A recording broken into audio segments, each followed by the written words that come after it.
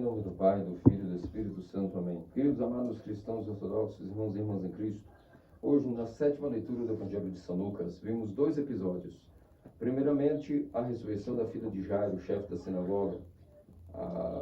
É a primeira ressurreição que o Evangelho nos narra a respeito das ressurreições que Jesus Cristo realizou. E a primeira delas, portanto, a menininha de 12 anos. Esta menininha estava doente, enferma, e mandaram a Nosso Senhor Jesus Cristo que o procurassem. Afinal de contas, estava havendo já boatos por toda a região que este homem famoso estava expulsando demônios, curando cegos, curando surdos, curando pessoas que estavam mudas, curando pessoas coxas, com as mãos ressecadas, e até mesmo que estava, possivelmente, ressuscitando mortos. Então, obviamente, tendo esse boato, Jairo, que era o chefe da sinagoga, desesperado pelo que ocorreu com sua filha, que estava enferma, e os médicos já haviam decretado que ela não haveria cura, manda que chamasse, então, a Jesus Cristo, que estava famoso pela região da Judéia, da Galileia, por estar realizando esses maravilhosos milagres. Então, Jairo vai até ele e diz: mestre, se podes, vai até minha casa, porque minha filha está doente. Então, nosso Senhor Jesus Cristo diz que iria. Nesse meio caminho, devido à fama de Cristo, uma multidão tremenda estava já espremendo, de tal maneira que ele não conseguia sair rápido e ir até a casa de Jairo, da menina que estava ali, praticamente à beira da morte. E narra o Evangelho que diante daquela situação apareceu uma mulher. Que mulher é essa? Uma mulher que sofria há mais de 12 anos de uma doença que era a chamada a mulher hemorroísa, ou seja, ela perdia sangue constantemente, e isso era uma coisa muito deplorável, não só nos dias de hoje, como também naquela época.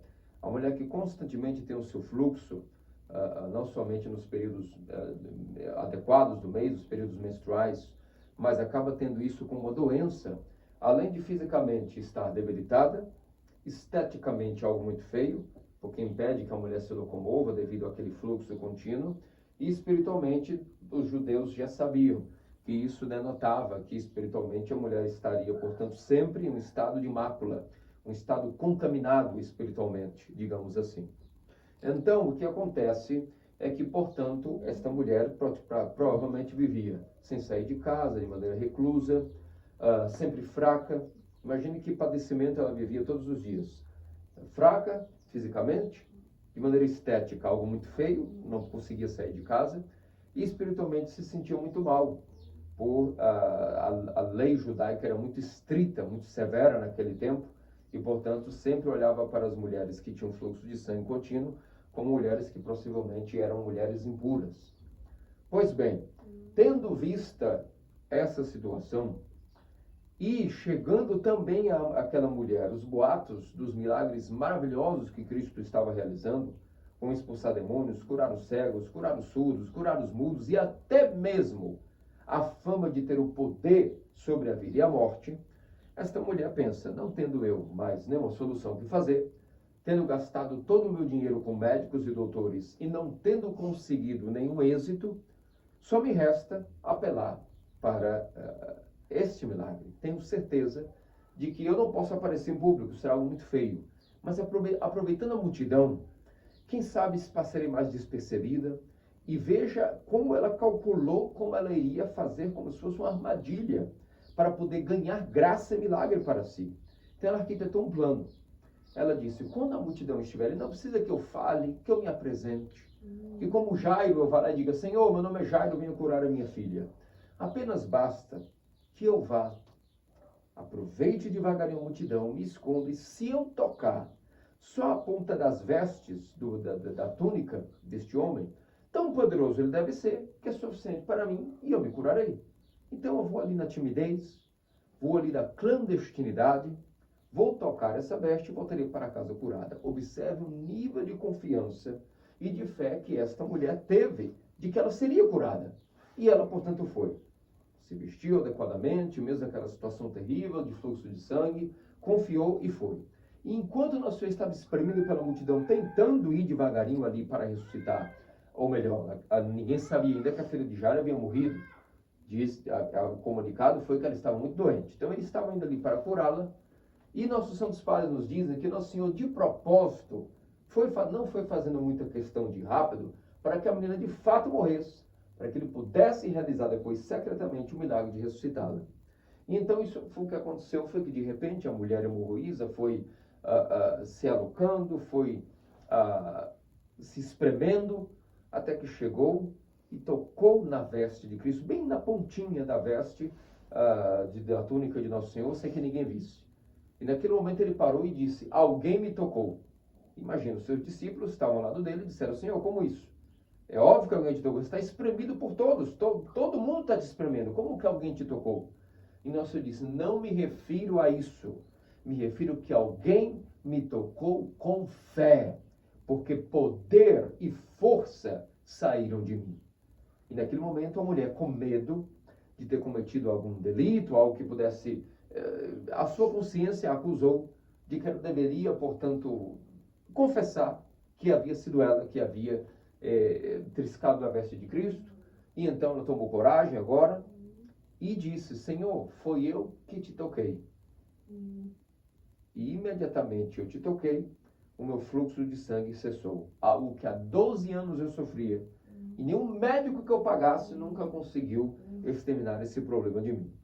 E então nosso Senhor Jesus Cristo disse, ela com medo de que pudesse ter sido recriminada, imagine uma mulher que para a religião judaica da época, uma mulher impura, uma mulher com mácula, uma mulher com até, ou seja, simplesmente uma abnegada, uma renegada, perdão, um tipo de mulher que estava banida da sociedade daquela época, estava tremendo, pensando: meu Deus, será que serei recriminada? Mas tomou coragem e, tremendo, disse a Cristo que era ela, mulher, que havia tocado nele. E Nosso Senhor, longe de recriminá-la, longe de menosprezá-la, disse: filha. Você já chamou ela de filha, já dando um laço de intimidade e carinho e ternura para ela. Filha, vá em paz, a tua fé te salvou. E depois daquele episódio, então, Nosso Senhor Jesus Cristo continua, chega até a casa de Jairo, na verdade, voltando um pouquinho, antes de chegar na casa de Jairo, já vem um emissário do próprio Jairo dizendo: ei, não incomode mais o mestre, não adianta, a menina morreu. Uma certa indelicadeza, até quem comunicaria uma notícia dessa maneira tão fria e imediata a um pai sobre a morte de sua filha, mas foi assim que ocorreu. Isso também foi uma providência para que mais entonação tivesse no milagre de Cristo, onde veio aí um funcionário da casa e disse: não incomode mais o mestre, a menina já faleceu. E então Nosso Senhor Jesus Cristo disse: não, negativo, vamos mesmo assim. Vamos, porque na verdade ela não morreu, apenas dorme. E como todos já haviam verificado o diagnóstico de óbito, zombaram até de Cristo. Zombaram dele a respeito de que ele dizia que a menina estava dormindo. Mas ele mesmo assim foi, acompanhou Jairo, chegou na casa, e naquele momento foi e separou apenas 3 discípulos. Deixou todo mundo de fora, inclusive dos 12 deixou outros de fora, e pegou apenas 3, que foram Pedro, Tiago e João. E entrou no quarto da menina e também chamou seus pais. Nossos santos padres nos explicam por que Nosso Senhor não levou todos os discípulos e não deixou também que a coisa fosse feita publicamente. Porque os milagres autênticos, os milagres de Nosso Salvador, como nossos santos padres nos explicam, às vezes Nosso Senhor realizava milagres para que a multidão inteira pudesse ver e tivesse um efeito sobre as multidões, conforme a necessidade de dar algum testemunho às multidões. Mas como naquele caso seria um milagre particular para a família de Jairo, não havia pela necessidade da causa e do momento e do contexto, não haveria necessidade de multidões verem aquela ressurreição. Então Nosso Senhor separou seus discípulos seletos, os mais prediletos, Pedro, Tiago e João, e levou eles para o quarto da menina, porque eles viram o que iria acontecer, e realizou o milagre. Ele apenas tocou na menina e disse e ordenou: menina, levanta. E aquele que tem o poder sobre a vida e sobre a morte, porque é Deus, porque Jesus Cristo é o Filho de Deus, a segunda pessoa da Trindade, agora encarnado, aquele que criou e tem o poder de tirar ou dar a vida quando ele bem quiser, ele então chegou e decretou: menina, levanta-te. E a menina, alguns poucos minutos ou horas talvez que morreu, levantou, e nosso Senhor imediatamente disse: deem alguma coisa de comer para ela. Não somente pelo fato de que ela deveria estar com fome, mas para que todos vissem e testemunhassem que de fato ela comeu, que não era um fantasma, não era ilusão, que realmente ela ressuscitou de fato. E o fato de comer mostraria a todos que aquilo ali não era um milagre falso, um tipo de truque, e a menina tampouco era um fantasma, que de fato ela voltou dos mortos e ressuscitou. E então a menina comeu, e todos se regozijaram com aquele milagre, que foi feito de maneira bastante seleta por nosso Senhor e Deus Salvador Jesus Cristo. Meus amados cristãos ortodoxos, muitos ensinamentos podemos tirar dessa 7ª leitura do Evangelho de São Lucas, que lemos todos os anos. A primeira ressurreição de Nosso Senhor, filha de Jairo, embora é muito provável que ele possa ter ressuscitado várias vezes mais do que essas 3, mas o Evangelho registrou a ressurreição da filha de Jairo. Nós já vimos a ressurreição do filho da viúva de Naim e a ressurreição de Lázaro. Essas são as 3 ressurreições que o Evangelho registrou, mas é provável que outras ressurreições Nosso Senhor realizou. Pois bem, então, quais são os ensinamentos que nós podemos ter dessa leitura 7ª do Evangelho de São Lucas, desses 2 episódios? Primeiramente, meus amados cristãos ortodoxos, vamos selecionar há 2 casos aqui de muita fé, não é?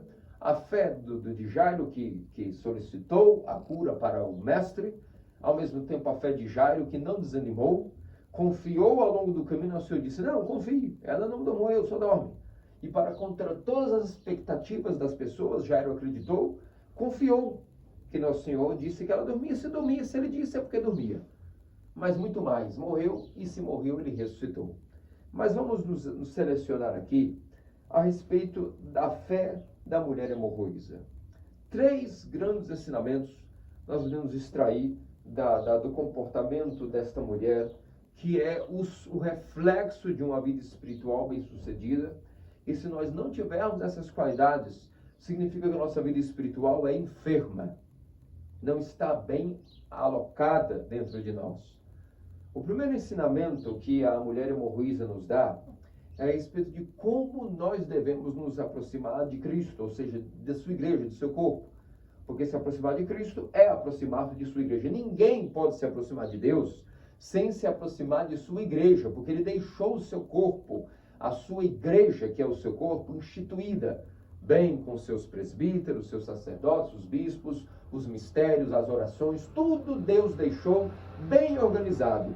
Cristo veio e deixou todos os ensinamentos da tradição aos apóstolos, apóstolos aos bispos, e os bispos de geração em geração vão deixando tudo bem explicado, tudo disponível. Então não há como se aproximar de Cristo sem se aproximar de sua igreja, porque o corpo de Cristo é a Santa Igreja Ortodoxa, no qual o hospital espiritual, a arca da nova aliança, ao qual nós podemos ter os nossos remédios, nossa terapia, e enfim. Ninguém, esqueçam, se alguém pensa que pode se aproximar de Deus sem ser pela igreja que ele fundou, está muito equivocado. Então esta mulher foi se aproximando de Cristo, ou seja, da Santa Igreja Ortodoxa, que é o próprio Cristo, com um sentimento, uma disposição que era totalmente a convicção de sua impotência. A mulher foi buscar a sua cura com total certeza de sua impotência, de sua fraqueza, de sua debilidade. Ela não foi se aproximar de Cristo com nenhum senso de autoconfiança, de nenhum senso de opinião pessoal e de nenhuma fortaleza, porque ela já não tinha mais, nem dinheiro tinha mais.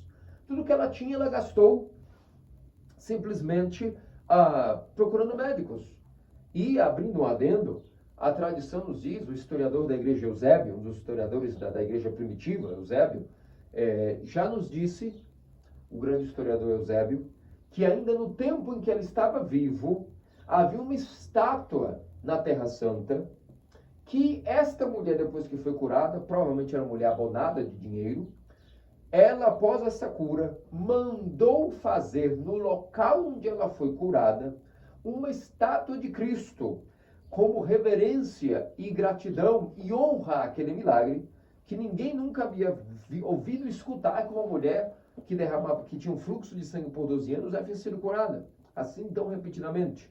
Em homenagem a Cristo, ela mandou fazer uma estátua no local onde ela foi curada. E até na época que Eusébio, historiador da igreja primitiva, era vivo, ele narra nos seus registros que enquanto na época ele estava vivo, ainda estava de pé esta estátua. Nós sabemos que essa estátua depois foi destruída na época do imperador Juliano Apóstata, que mesmo na época dos imperadores já cristãos, ele resolveu, infelizmente, ter práticas pagãs e perseguiu os cristãos e mandou derrubar muito das coisas santas na Terra Santa e todo o demais. Portanto, aí temos um pequeno detalhe que a tradição nos guarda, a história da igreja, a respeito desta mulher hemorroísa. Então, voltando, esta mulher, até o dinheiro que ela tinha foi gasto nas economias com remédios, com médico, com medicina, e a disposição que ela foi para Cristo foi como um mendigo que não tem nada e suplica por cura na disposição de alguém que está mendigando, de alguém que está pedindo esmola, ou seja, eu não tenho mais esperança, eu não tenho mais nada, eu estou impotente, estou completamente débil, a minha fraqueza é a única coisa que eu tenho e jazo, por isso irei a ti suplicar cura. Essa disposição, meus queridos amados cristãos ortodoxos, essa disposição de um mendigo que entra na igreja todas as vezes que vem para a igreja pedindo a Deus as graças, a cura e a força, sabendo que nós não temos nada, que tudo vem de Deus, é o único sentimento correto de entrar na igreja.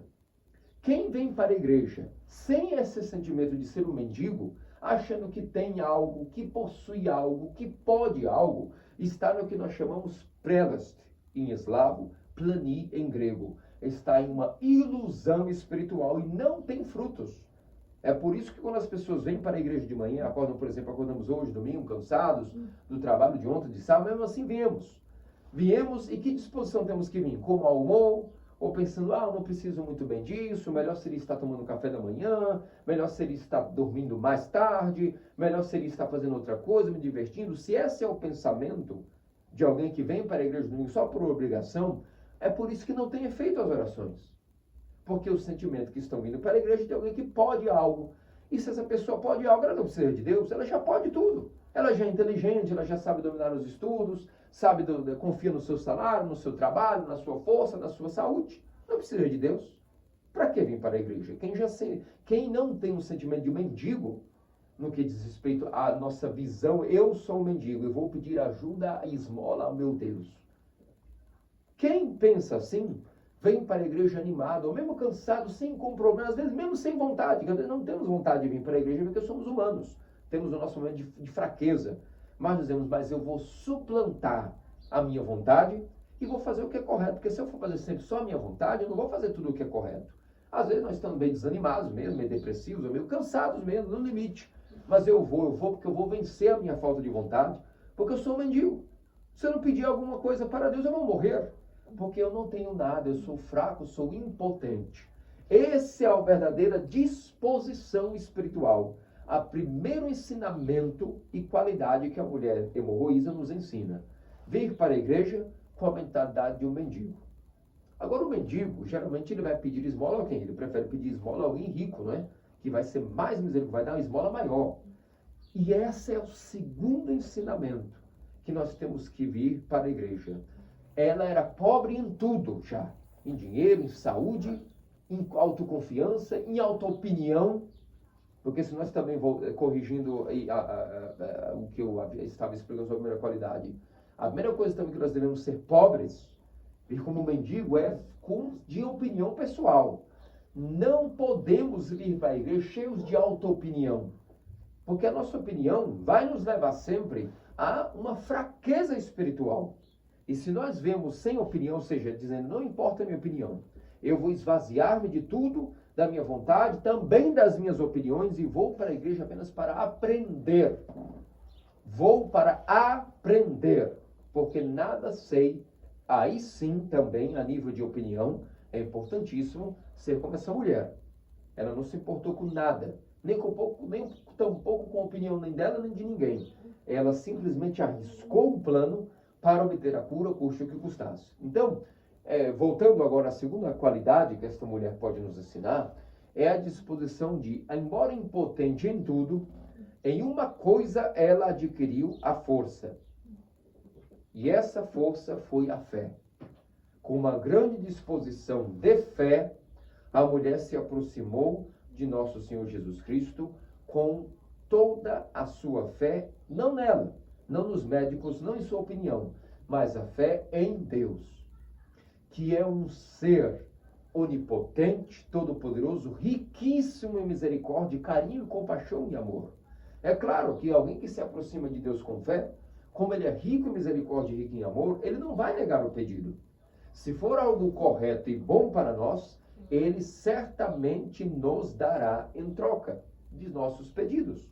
Porque o pai que é misericordioso dá a filho aquilo que é bom para ele, dá em abundância. Ainda mais a mulher que pediu cura, e cura lhe foi dada em abundância.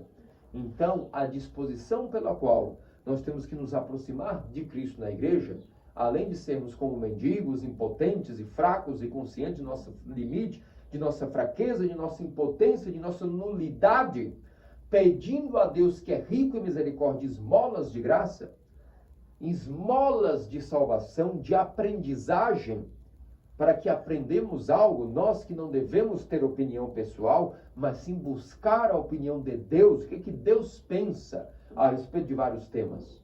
O que Deus pensa a respeito do matrimônio? É permitido o homem com o homem ter um matrimônio? Não. Por quê? Porque é a opinião de Deus, então não interessa a minha. É permitido que uma mulher e uma mulher tenham um matrimônio? Não, porque não é opinião minha, é opinião de Deus. É correto isso, aquilo na minha vida, etc, etc, etc, etc. Não interessa a minha opinião. Interessa a opinião do meu Deus, porque Ele sabe mais, Ele é o Criador. Ele que fez as coisas, Ele que sabe o que é correto. E se eu fizer o que é correto, estarei feliz, porque estarei vivendo a vida normal.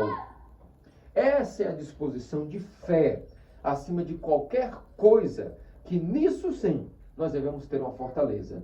Fortalecer a nossa fé, mesmo com a nossa debilidade, fraqueza, a nossa impotência, ser como mendigo suplicando a Deus misericórdia, Ele que é rico em compaixão, o amante da humanidade, porém, em uma coisa devemos ir, com fortaleza e confiança, de que ao pedir a Ele o que é correto, o que é para a nossa melhor situação de salvação, Ele nos dará. E o terceiro ensinamento que essa mulher nos dá é não nos importarmos nunca com a opinião e a presença dos outros em relação à nossa fé e vida espiritual. Esta mulher não se importou que havia uma multidão ao redor dela. Essa mulher não se importou que havia uma multidão que poderia impedir de ela se aproximar de Deus, de Cristo. Ela não se importou de que as pessoas naquele momento se descobrissem que ela era uma mulher doente, iriam dizer, fora, impura, mal desejada, endemoniada, vá embora. Não, ela teve uma convicção e decidiu quando saiu de casa, hoje eu vou obter a minha cura. Eu só preciso tocar a veste daquele rabi, daquele mestre. Eu serei curada e qualquer obstáculo, qualquer pessoa, qualquer dificuldade tiver dentro de mim, eu vou esmagar, eu vou superar, eu vou avançar e nem que seja a ponta da veste deste mestre, eu vou tocar, porque eu não aguento mais e serei curada e vou fazer. Vejam que ela não se importou com as circunstâncias, com os obstáculos, com a multidão, nem com a opinião, nem a presença de ninguém. E é assim que acontece em nossa vida também. Muitas vezes, os nossos amigos não são cristãos ortodoxos. E não vamos ter nenhum amigo na vida. Pode ser que a gente passe a vida inteira e nós não encontremos, vamos supor, que não encontremos ninguém que seja um cristão ortodoxo. Isso importa?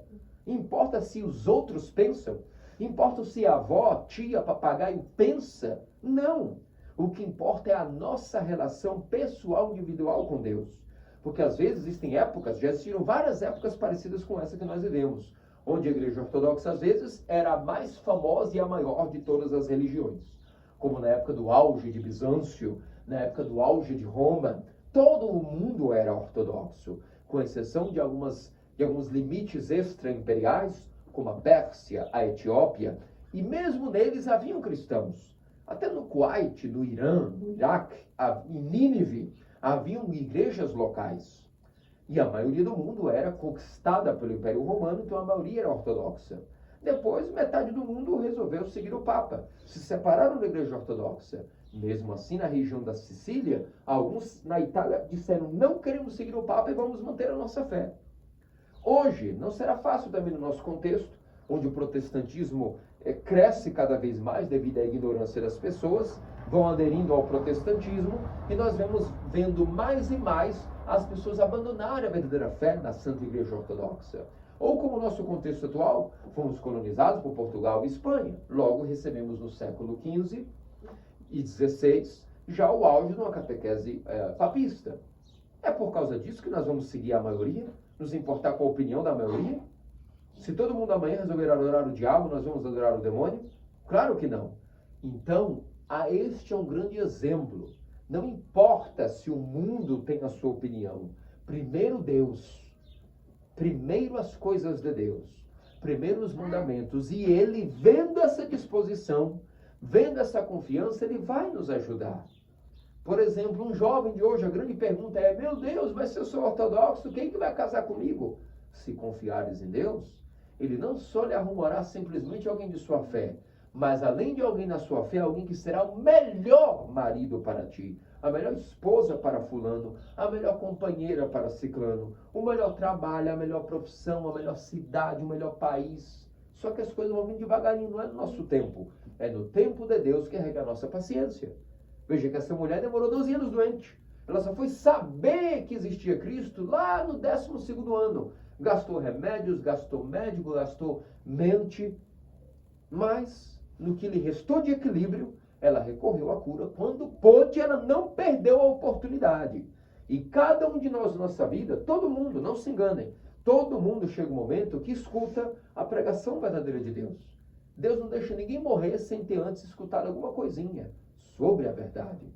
E essa verdade, ela é dita aqui, lá dentro da consciência. Começa aqui, Deus querer falar conosco. Lá na consciência, isso é certo, isso é errado, não faça. Conforme a gente vai escutando, nem sempre a gente dá conta, porque a gente é muito fraco, a gente erra, mas conforme a gente vai dizer: eu errei, perdão, meu Deus, Deus de misericórdia, me perdoa, vou tentar me corrigir, vou tentar melhorar. Deus vai nos levando para a verdade. Aí, um momento, Ele nos captura, igual o pastor vê o cordeirinho e captura ele pela perna traseira e leva de volta para o redil das ovelhas, em segurança. No nosso caso, da cerca elétrica, podemos dizer. Assim também, Deus vai, quando vê que nós estamos escutando a consciência, Ele aguarda o momento e nos captura. E nos leva para a sua Santa Igreja. Então, não importa a opinião nem a presença de ninguém. Agora, um outro contexto. Suponhamos que na mesma paróquia, as pessoas brigam. As pessoas têm a diversidade, se xingam. Nada disso também importa. Não nos importa a presença de ninguém. Nós não estamos na igreja para ter um clube de amizade para a longa vida. Que na igreja eu tenho que fazer meus melhores amigos para que sejam amigos de longa vida. Não, o objetivo da igreja tampouco é isso. Eu não tenho que vir para a paróquia para comungar, confessar e realizar os ofícios para que eu encontre pessoas, para ter uma amizade, que todos gostam de mim. Pode ser que numa paróquia não tenha nenhum amigo, ninguém goste de mim. E daí? Eu vou continuar indo para os ofícios, vou continuar colocando a prioridade, que só é frequentar a igreja, ponto final. Tampouco é um clube de piadistas, um clube de amizade. A amizade a gente pode ter até com pessoas que não é da mesma religião, está tudo bem. Agora, nem é porque o mundo não é ortodoxo que nós vamos preocupar-nos com a opinião do mundo. Isso serve até para várias coisas. Às vezes nós temos convicções que nós sabemos que nós queremos ir por esse caminho porque é o nosso caminho pessoal. E muitos vão dizer: não, isso é errado, para quê? A gente tem que seguir os nossos sonhos, a nossa visão de vida e não desistir até o fim. Muito mais nas coisas da igreja. Então, às vezes, nem porque a maioria de fora não concorda, que nós vamos deixar de enfrentar os obstáculos e seguir a Cristo na ortodoxia. E tampouco, ao contrário, às vezes na própria ortodoxia, não é porque nós temos desavenças, tentações, até os apóstolos brigavam. As epístolas mostram que Paulo, Barnabé, Silas, às vezes tiveram desavenças. E não é por isso que eles não foram colocando o pessoal de lado e sendo profissionais na fé. Ou seja, tudo bem, nesse ponto não concordamos sobre alguma coisa pessoal, mas se a nossa fé está acima de nós e na fé não há dúvidas, então nós vamos colocar um ponto final no que são as nossas desavenças pessoais, O que importa, meu camarada, é a fé. E vamos seguir. Gostando ou não, me achando feio ou bonito, cheiroso ou fedido, não importa. Temos que aguentar e conviver, custe o que custar, com as pessoas que estão na fé, sem se importar com a opinião e a presença de ninguém. Não foi isso que a mulher hemorroísa fez? Quem diria que a mulher poderia sair de casa com fluxo de sangue? Seria um escândalo. Estaticamente, mesmo assim fraca, rastejou-se, provavelmente mal conseguia caminhar. Mas nada a parou. Ela não se preocupou nem com a opinião dos outros, nem com a presença de ninguém, e só com o seu objetivo chegar a Cristo. Que grande ensinamento pedagógico e didático para como nós devemos ter todo dia a nossa fé. Quando acordamos, nossa oração da manhã, nossa oração antes de dormir, quando nos cobrimos, apagamos a luz, o sinal da cruz, agradecendo por um dia, pedindo a Deus misericórdia, se nós morrermos no sono, que Ele nos leve para a vida eterna, para o paraíso, que nos ajude a ter um bom dia amanhã quando nos despertarmos. Tudo isso a gente não pode deixar que as coisas nos impeçam de ter a nossa vidinha espiritual. Nem o cansaço, nem a fome, nem a dor, nem a tristeza, nem a depressão. Nós temos que vencer essas coisas. Fracos que somos, mas com fé. Então, mendigos na nossa impotência, na nossa fraqueza, na nossa debilidade, mas fortes e ricos na fé, suplicando a misericórdia ao que é rico em misericórdia e compaixão, e sem se importar com a opinião ou a presença de ninguém, ou de nenhum obstáculo que se coloque diante de nós. Temos que vencer e superar todas as expectativas que encontra a nossa fé e ir até Cristo na sua Santa Igreja. Nisso, nosso Senhor Jesus Cristo faça-nos dignos e possamos escutar dele como a mulher hemorroída escutou. Filha, ou seja, ó alma minha, que sou Deus, filha minha, ó alma minha, filha, Deus dizendo para nós, vá em paz, a tua fé te salvou. Amém. Pelas orações de nossos santos Teófilos Padre, todos os santos, Senhor Jesus Cristo, Filho de Deus, tem piedade de nós e salva-nos. Amém.